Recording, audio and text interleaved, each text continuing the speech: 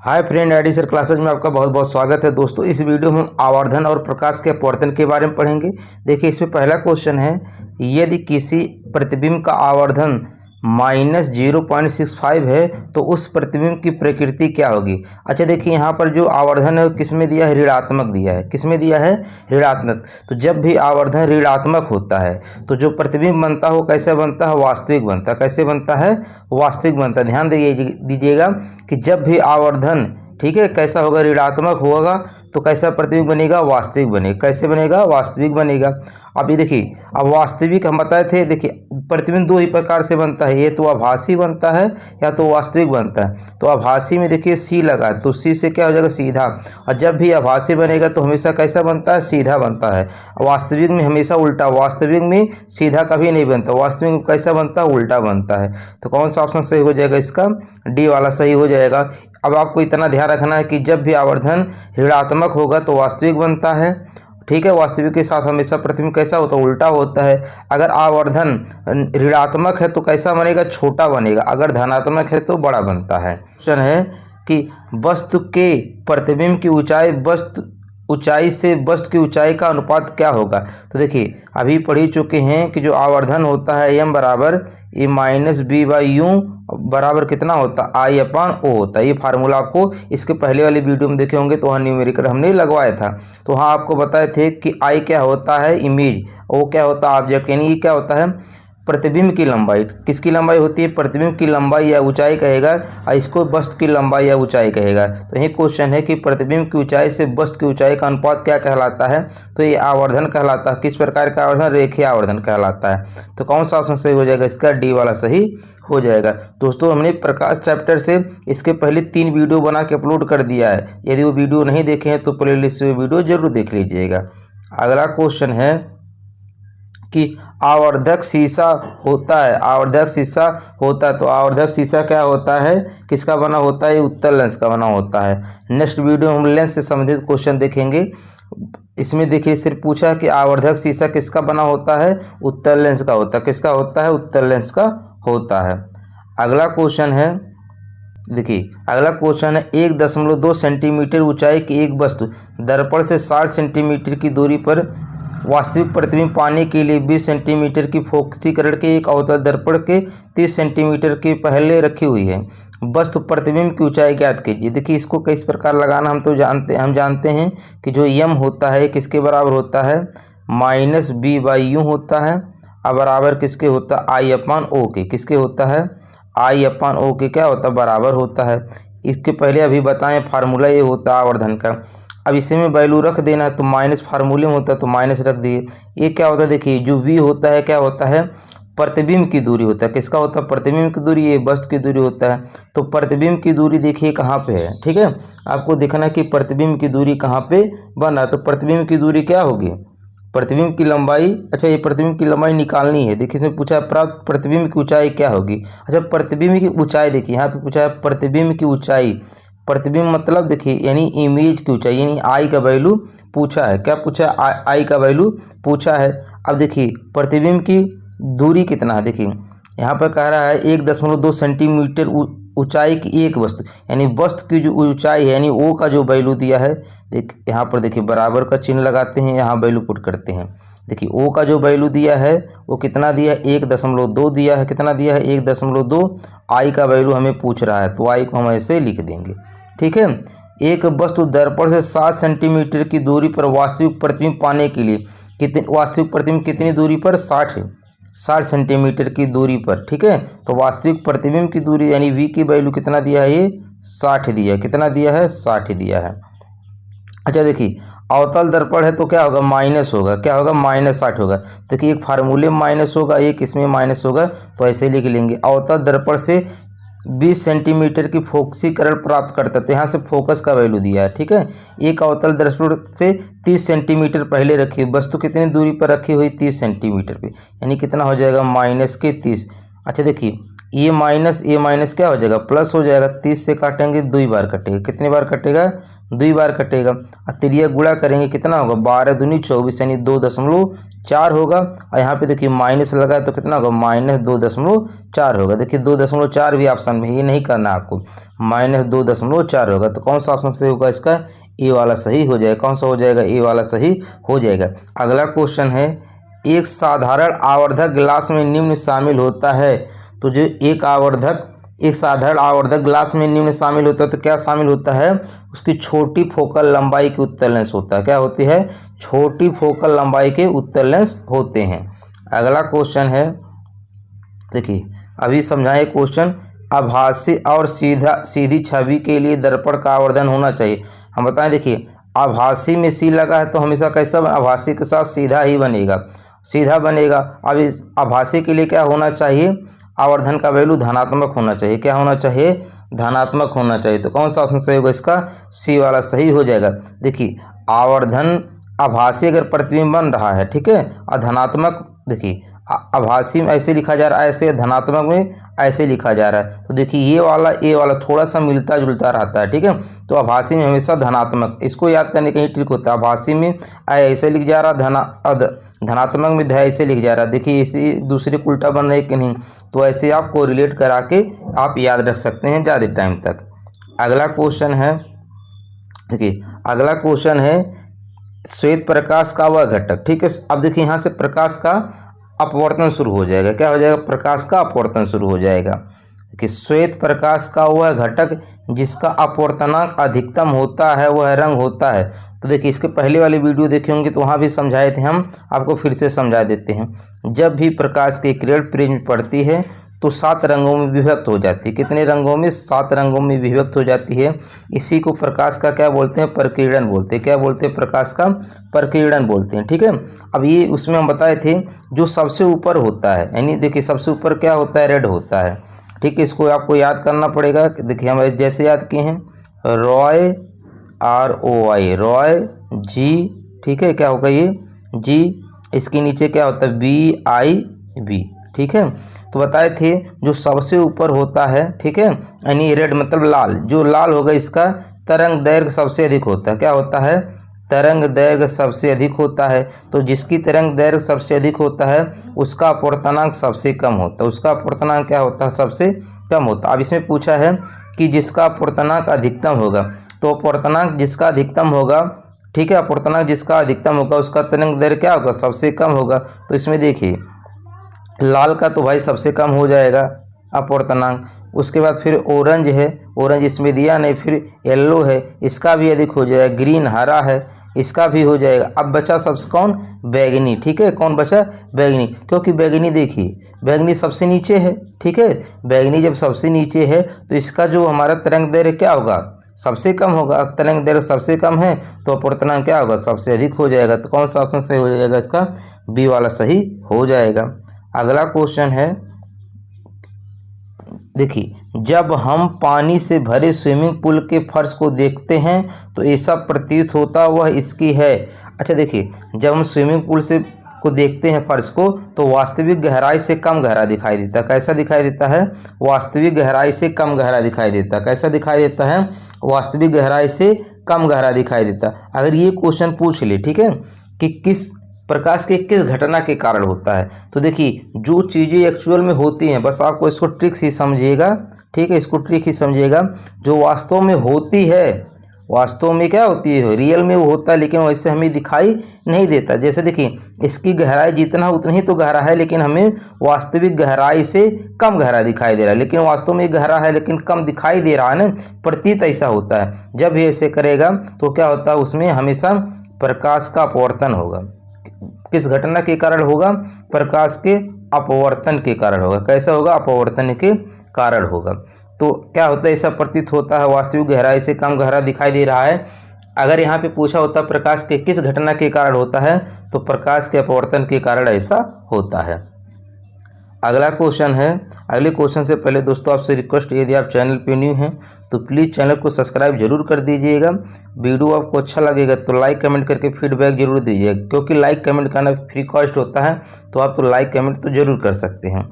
देखिए जब प्रकाश किरण सघन माध्यम से विरल माध्यम में प्रवेश करती है तो जब प्रकाश किरण सघन माध्यम से विरल माध्यम में प्रवेश करती है तो क्या होती है, वह अभिलंब से दूर हो जाती है। क्या हो जाती है, वह अभिलंब से दूर झुक जाती है। देखिए जैसे मान लेते हैं यही हमारा है, यही हमारा अभिलंब है, ठीक है।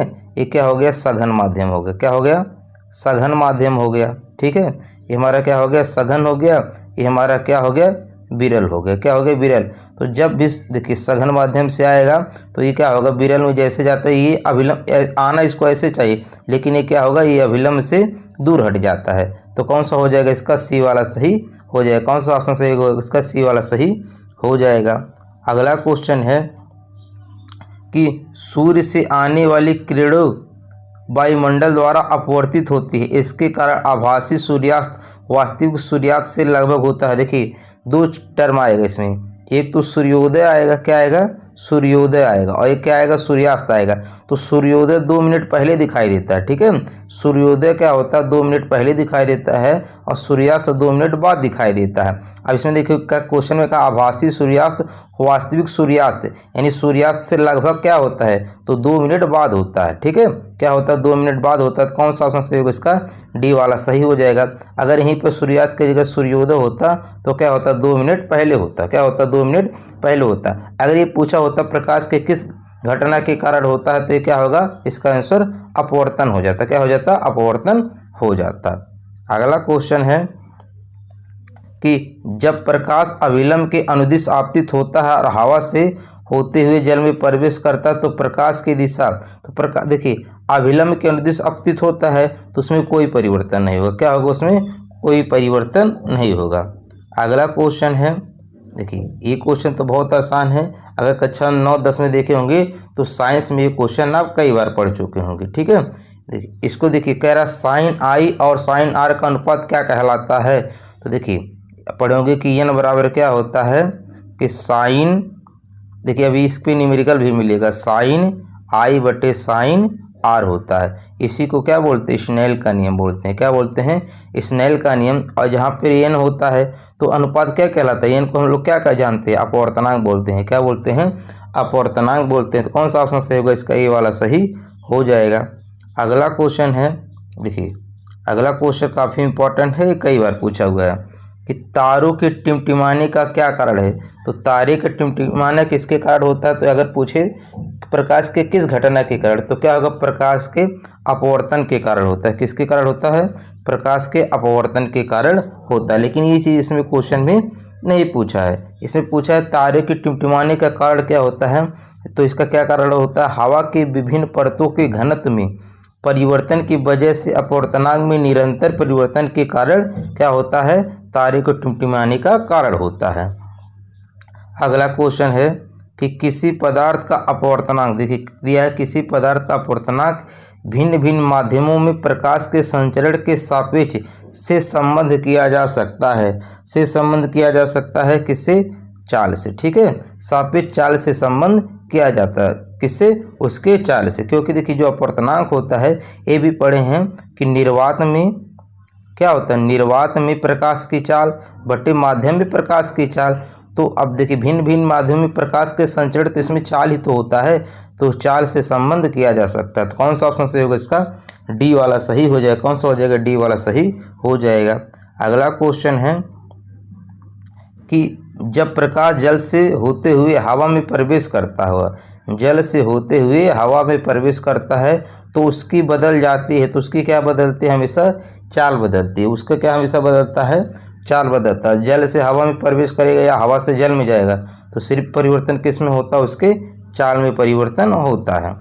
अगला क्वेश्चन है, देखिए न्यूमेरिकल दिया है, यदि वायु में कोई प्रकाश किरण अपवर्तनांक √3 दिया है। अपवर्तनांक कितना दिया, √3 वाले माध्यम से वायु को पृथक करने वाले पृष्ठ पर 60 डिग्री के कोण पर आपतित होती है। आपतित होती है यानी किसका वैल्यू दिया है, आई का वैल्यू दिया है। किसका वैल्यू दिया है, आई का।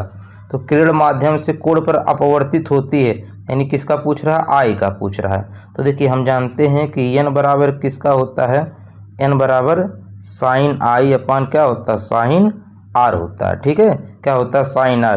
तो अपवर्तित ही तो पूछा है, तो साइन आर किसके बराबर हो जाएगा, साइन आर किसके बराबर होगा, साइन आई बटे एन के हो जाएगा। अब देखिए साइन, अब देखिए हम आप आई का वैल्यू कितना दिया है, 60 दिया है, तो यहाँ कितना हो जाएगा, साइन 60 हो जाएगा।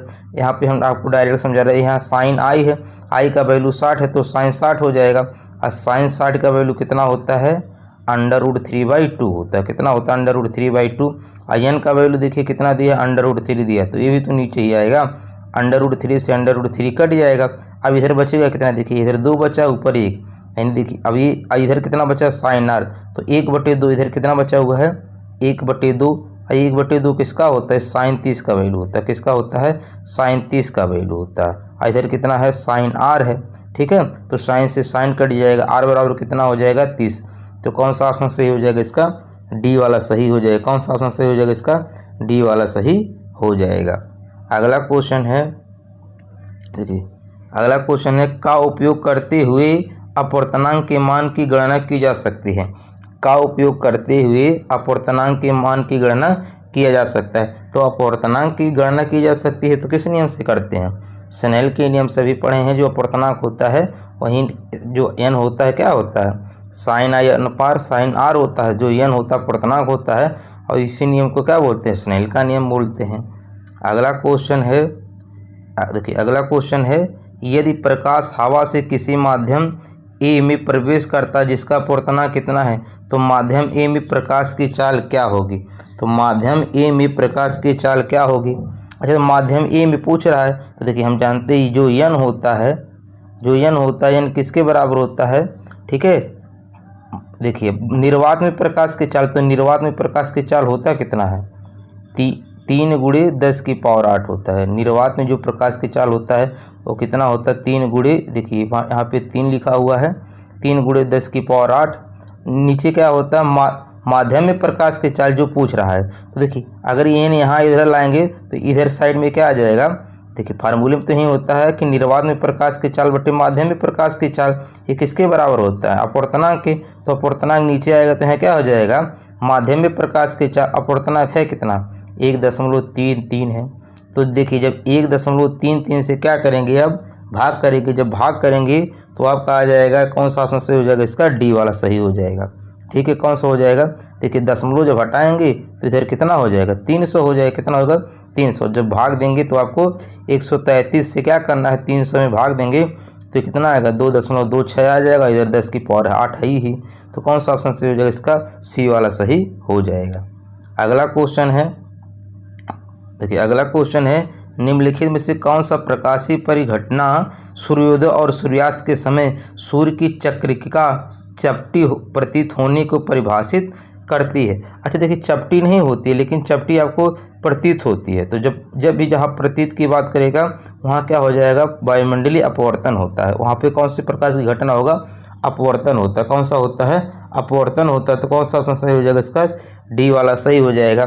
देखिए एक चीज़ बताए, जहाँ प्रतीत की बात करेगा वहाँ अपवर्तन होता है। इसके पहले हम प्रकीर्णन वाला बात वहाँ पढ़ाए थे चैप्टर, ठीक है, इसके पहले वाले वीडियो वहाँ बताए थे। जब भी रंग की बात करेगा, किसकी बात करेगा, रंग यानी कलर की बात करेगा, तो वहाँ पर क्या होता है, प्रकीर्णन होता है।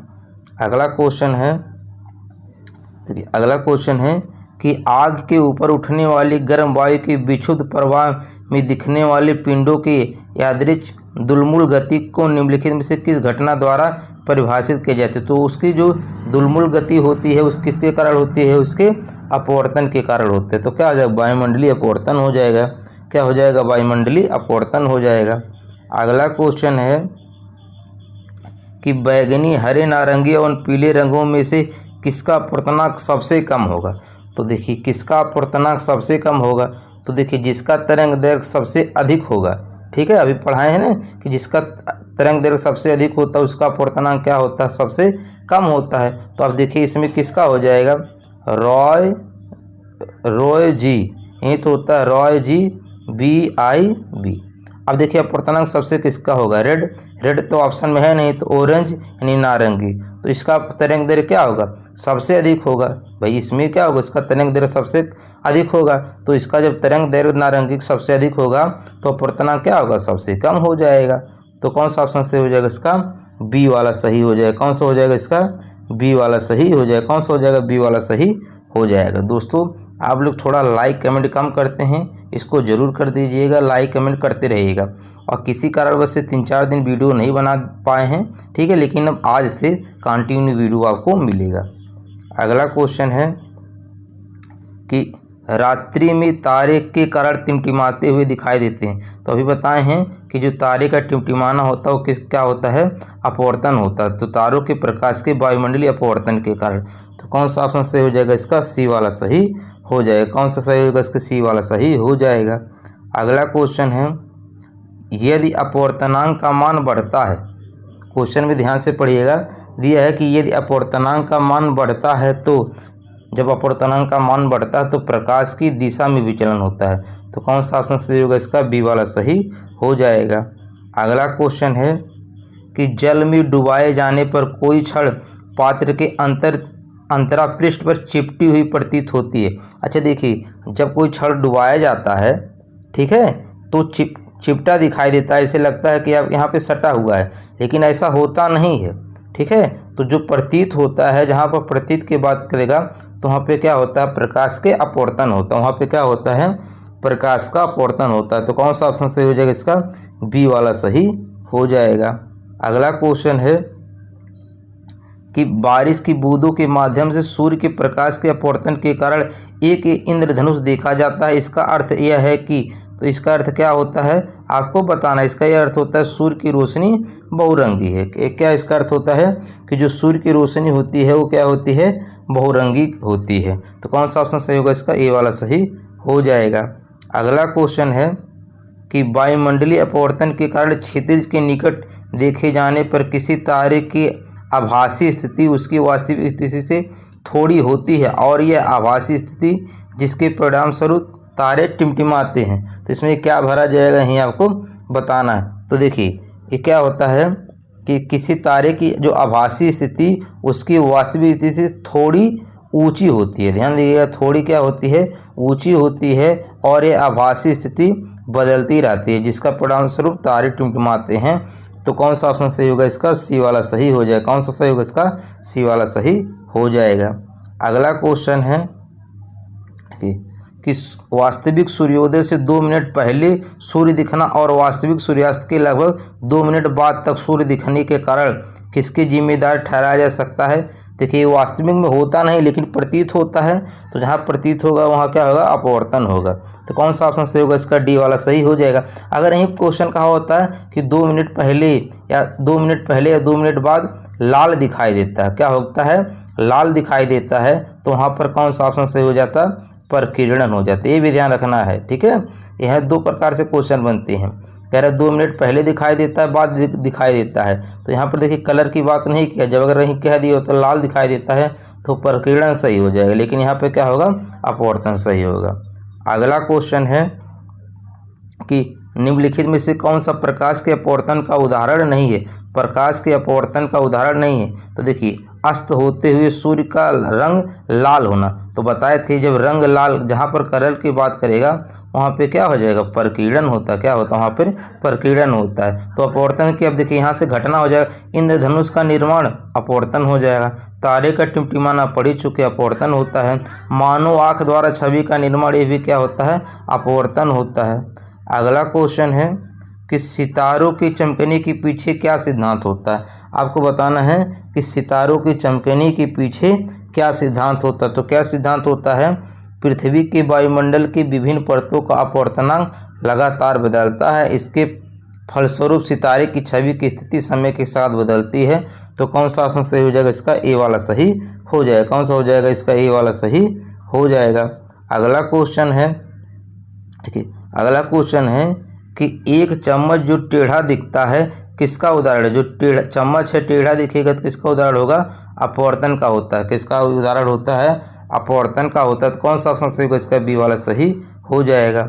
अगला क्वेश्चन है, निम्नलिखित में से हीरे की चमक से किसका योगदान नहीं है। तो हीरे की चमक में किसका योगदान नहीं है, तो किसका योगदान नहीं है, हीरे का निम्न अपवर्तनांक सूचकांक, ठीक है, हीरे का निम्न अपवर्तक सूचकांक ही इसका योगदान नहीं। बाकी देखिए कुल आंतरिक परावर्तन ये भी होता है, हीरे का उच्च अपवर्तनांक, ध्यान रखिएगा उसमें जो चमक होती है उसका उच्च अपवर्तनांक होता है, ना कि निम्न अपवर्तनांक होता है। ठीक है, तो और उसके बाद क्या होगा, बिखराव। देखिए चाहे अपवर्तनांक है चाहे अपवर्तक सूचकांक है, दोनों एक ही होता है। अगला क्वेश्चन है कि वायु का निरपेक्ष अपवर्तक सूचकांक कितना होता है। वायु का निरपेक्ष अपवर्तक सूचकांक यानी अपवर्तनांक सूचकांक कितना होता है, तो कितना होता है 1.003 होता है। तो कौन सा ऑप्शन सही होगा इसका, डी वाला सही हो जाएगा। कौन सा होगा इसका, डी वाला सही हो जाएगा। अगला क्वेश्चन है इनमें से कौन सा गर्मी के प्रवाह से संबंधित नहीं है।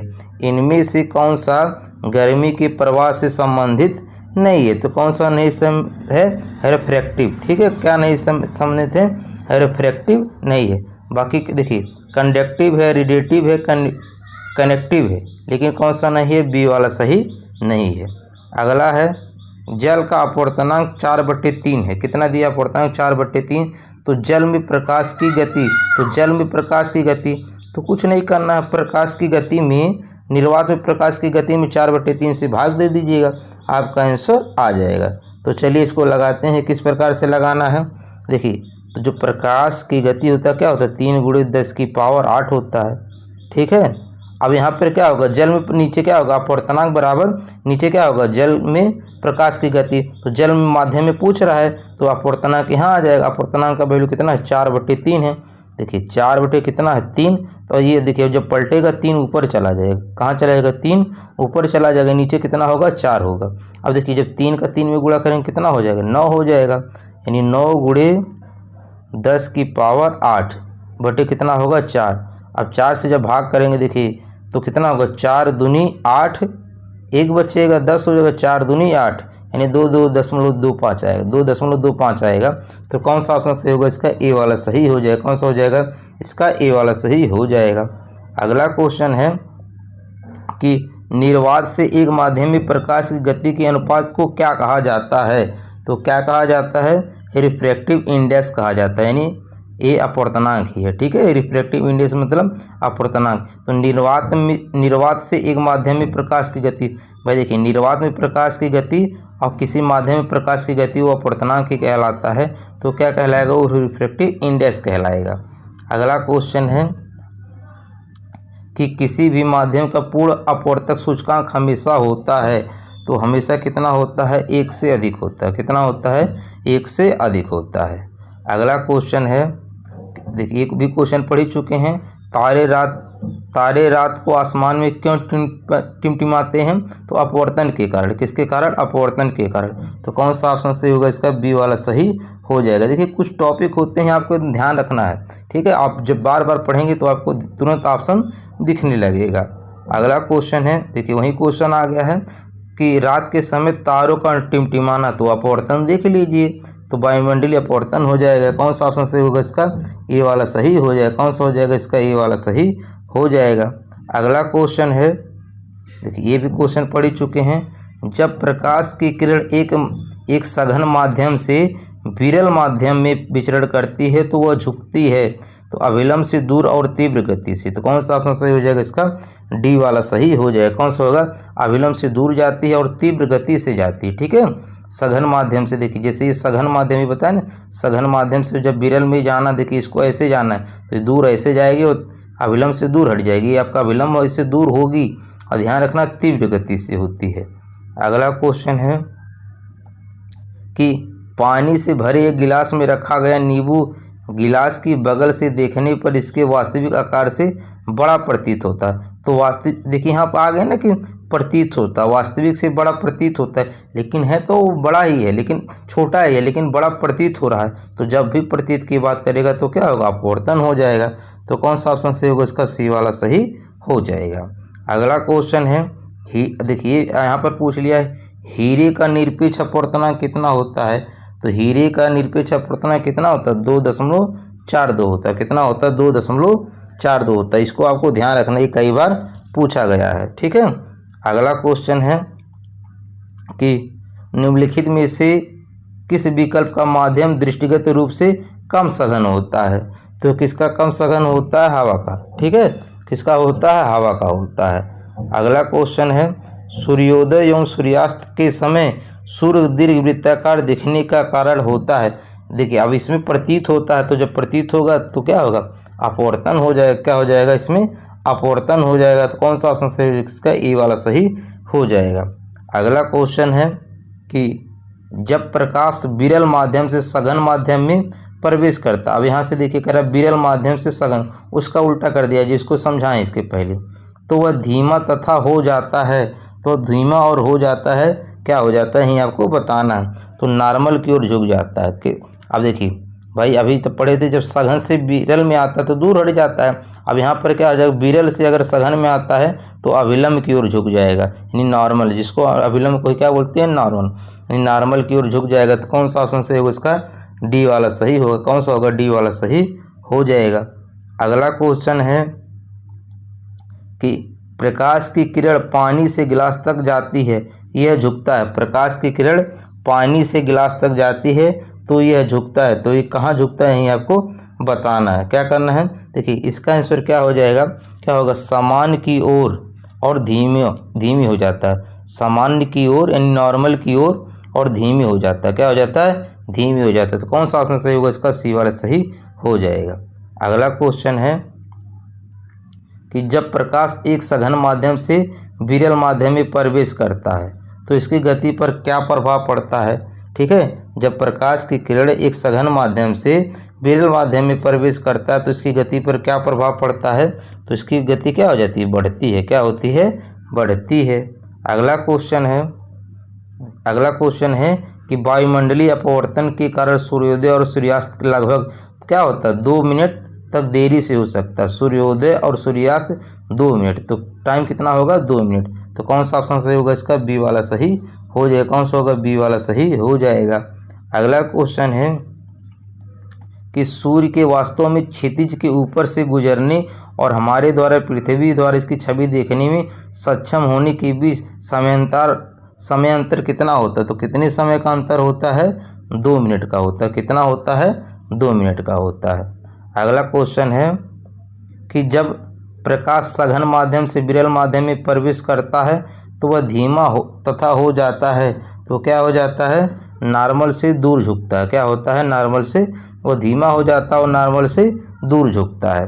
अगला क्वेश्चन है, देखिए इस क्वेश्चन को ध्यान से देखिएगा क्योंकि इसको कुछ क्वेश्चन होते हैं आपको याद ही करना पड़ेगा। ठीक है, जैसे ये क्वेश्चन है, निम्न में से कौन सा विकल्प कुछ निश्चित पदार्थों के अपवर्तक सूचकांक के सही आरोही क्रम को दर्शाता, बाएं से दाएं। ठीक है, बाएं से क्या, दाएं। अब इसका कौन सा ऑप्शन सही हो जाएगा, डी वाला, यानी बर्फ होगा, कैरोसिन होगा, बेंजीन होगा, सीधा नमक हो जाएगा। ठीक है, तो जो सीधा नमक का अपवर्तनांक क्या होता है, सबसे अधिक होता है। सीधा नमक का अपवर्तनांक सबसे कम होता है, उसके बाद बेंजीन का होता है, फिर कैरोसिन का होता है, सबसे कम बर्फ का होता है।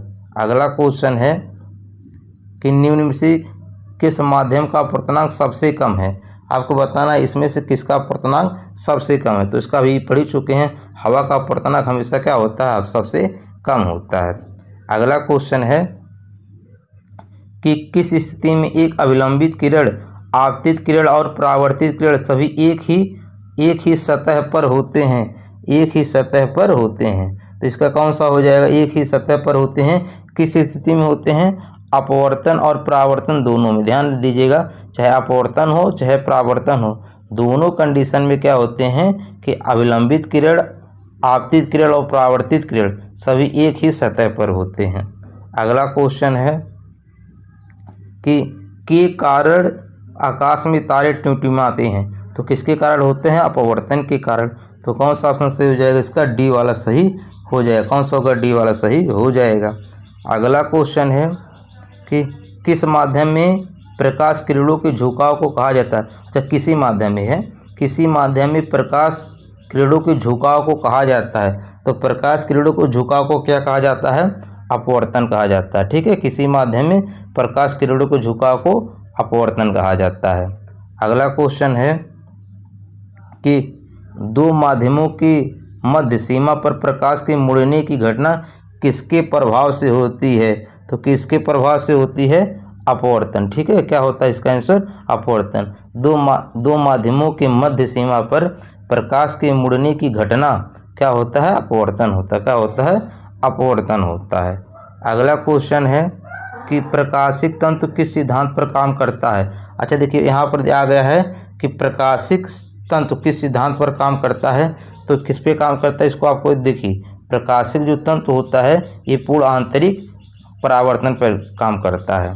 अगला क्वेश्चन है और देखिए लास्ट क्वेश्चन है कि रेगिस्तान में यात्रियों के अक्सर पानी फैले होने का दृष्टिभ्रम होता है, जहां वास्तव में कुछ नहीं होता। इसे क्या कहा जाता है, इसे मृगमरीचिका कहा जाता है। ध्यान दीजिए, इसे मृगमरीचिका कहा जाता है। कभी कभी क्वेश्चन पूछता है मृगमरीचिका किसके कारण बनता है, तो अभी जो पढ़े हैं कि पूर्ण आंतरिक परावर्तन, ठीक है, किसके कारण होता है, प्रकाश के पूर्ण आंतरिक परावर्तन के कारण होता है। तो उम्मीद कर रहे हैं दोस्तों आज का सेशन आपको बढ़िया समझ में आ गया होगा। मिलते हैं नेक्स्ट वीडियो में, तब तक के लिए धन्यवाद।